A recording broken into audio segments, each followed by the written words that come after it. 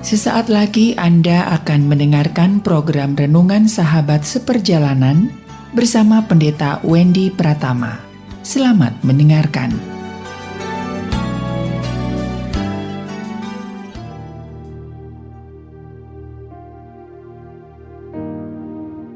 Selamat berjumpa kembali dalam layanan audio Sahabat Seperjalanan. Hari ini adalah hari Selasa 14 Februari 2023.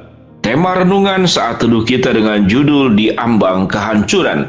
Di Ambang Kehancuran, firman Tuhan terambil dalam Lukas 12 ayat yang ke-53. Mereka akan saling bertentangan, ayah melawan anaknya laki-laki, dan anak laki-laki melawan ayahnya, ibu melawan anaknya perempuan, dan anak perempuan melawan ibunya, ibu mertua melawan menantu perempuannya, dan menantu perempuannya melawan ibu mertuanya. Mari kita berdoa.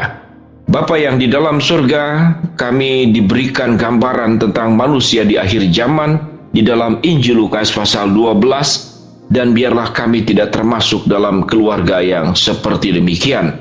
Dalam nama Tuhan Yesus kami berdoa. Amin. Shalom sahabat seperjalanan yang dikasihi Tuhan. Entah berapa kali sahabat seperjalanan mendengarkan ayat ini. Dan ayat ini sungguh menakutkan sesungguhnya kalau itu terjadi di dalam keluarga kita. Saya bacakan sekali lagi.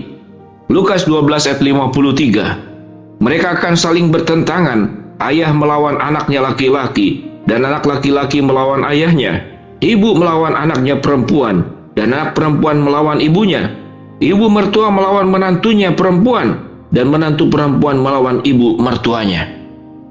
Kalau ada rumah tangga yang seperti demikian, sahabat seperjalanan, mungkin kita boleh mengkategorikan inilah sesungguhnya neraka yang ada di dalam dunia ini. Kita tahu dengan jelas neraka bukan di dalam dunia, karena neraka pada akhirnya hanya disediakan setelah orang semua meninggal. Tapi itulah neraka. Apa itu neraka? Kalau neraka identik dengan penderitaan, kalau neraka itu identik dengan perbuatan dosa, dan kalau neraka itu identik dengan iblis yang berkuasa, setan yang berkuasa di atas hidup manusia, maka itulah neraka. Sehingga kalau kemudian di dalam kehidupan rumah tangga, iblis lebih berkuasa, setan lebih berkuasa daripada Tuhan dan firman-Nya, maka itu adalah neraka. Kalau di dalam keluarga itu lebih banyak dosa yang diperbuat dengan segala macam ekspresinya, daripada kita menjalankan apa yang Tuhan kehendaki, maka itu adalah neraka. Kalau di dalam keluarga dan komunitas manapun yang terjadi adalah saling mengancam, saling menghancurkan, saling merusak, saling memfitnah, mungkin saling membunuh. Membunuh perasaan, membunuh pikiran, membunuh masa depan, bahkan membunuh fisik. Maka itu adalah neraka. Sahabat seperjalanan, kalau boleh dikatakan apa tujuan daripada Kristus datang ke dalam dunia ini? Pada prinsipnya agar kita tidak masuk ke dalam satu tempat yang bernama neraka ini. Neraka ini bisa diciptakan oleh kita tatkala kita berbuat dosa dan kita menjadikan iblis dan kuasa gelap itu menjadi tuan, menjadi majikan, menjadi raja di dalam hidup setiap pribadi kita dan juga di dalam keluarga. Sahabat seperjalanan, semua orang berharap dan bermimpi rumah tangganya itu rumah tangga yang bahagia. Rumah tangganya adalah rumah tangga yang rukun. Rumah tangganya adalah rumah tangga yang diberkati. Rumah tangganya termasuk rumahnya menjadi tempat yang paling nyaman buat setiap anggota keluarga, yang sangat dirindukan setiap saat dan setiap waktu bertemu dengan anggota keluarga. Dan syaratnya itu sangat mudah sekali. Namun seringkali yang membuat sulit adalah karena ketidakrelaan. Syaratnya seseorang dan rumah tangga komunitas manapun punya ketaatan penuh.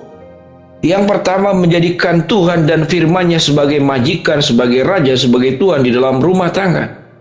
Yang kedua adalah menjalankan seluruh kehidupan itu di dalam kekudusan dan bukan di dalam keberdosaan. Maka dua syarat ini tatkala dilakukan, Tuhan yang menjadi pimpinan dalam keluarga, dan kehidupan yang benar dan kudus yang menjadi ekspresi yang dilakukan dalam keseharian berumah tangga dan komunitas manapun, maka di sanalah kita akan menemukan surga.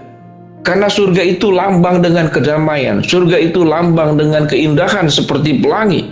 Surga itu lambang daripada air sungai yang mengalir dan bening bagaikan kristal dan bukan api yang membara. Itulah surga. Bagaimana kita bisa membuat segala sesuatu itu menjadi indah? Maka perlu ada sebuah upaya yang perlu dilakukan. Manusia itu cukup menarik. Saya akan berubah kalau dia berubah. Saya akan meminta maaf kalau dia meminta maaf. Saya akan berbuat baik kalau dia berbuat baik. Itulah manusia. Dan itulah strategi iblis. Jangan mau memaafkan dia. Dia sudah melukai, sampai tunggu dia memaafkan kamu, baru kamu maafkan. Seakan-akan nasihatnya itu baik. Jangan mengampuni dia. Terlalu sakit untuk dia diampuni.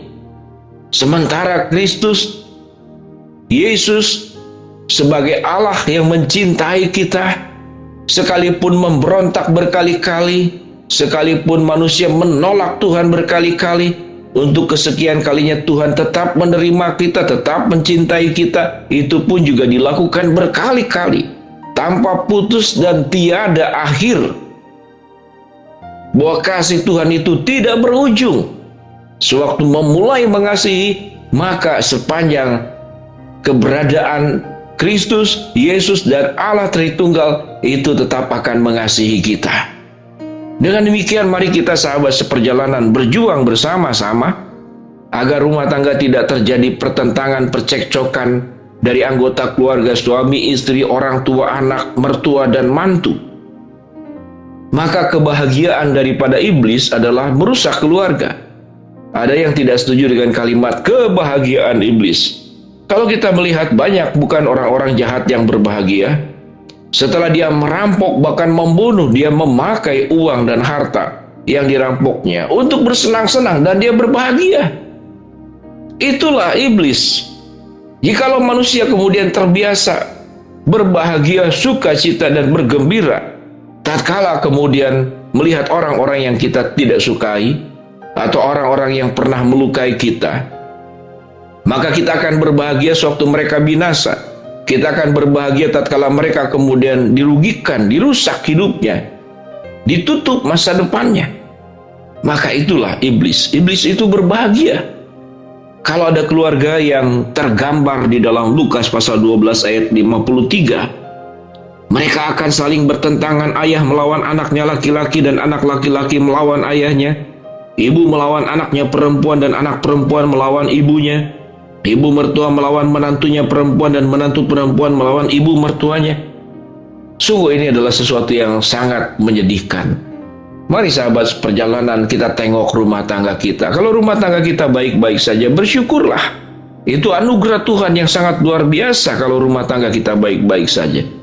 Tapi kalau rumah tangga kita memang tidak seburuk yang digambarkan di dalam Lukas 12 ayat 53, tapi menjurus ke sana, 50% menuju ke sana, 30% atau bahkan mungkin ada yang mirip dan persis, maka kita perlu berduka cita.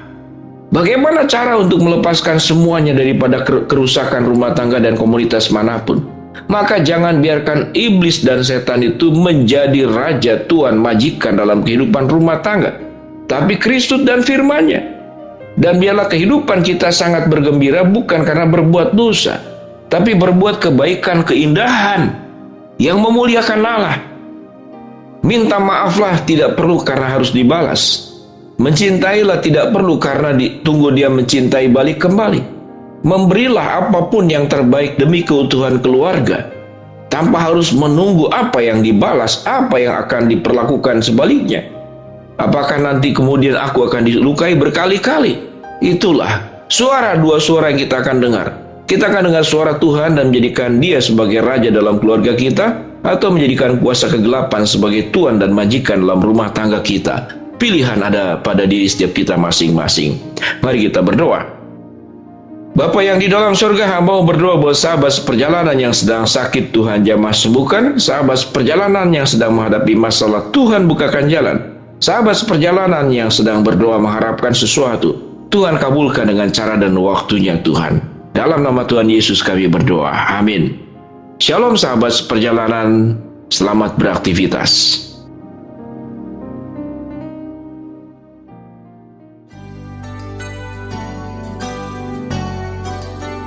Anda baru saja mendengarkan program Renungan Sahabat Seperjalanan bersama Pendeta Wendy Pratama. Terima kasih atas perhatian Anda. Tuhan Yesus memberkati.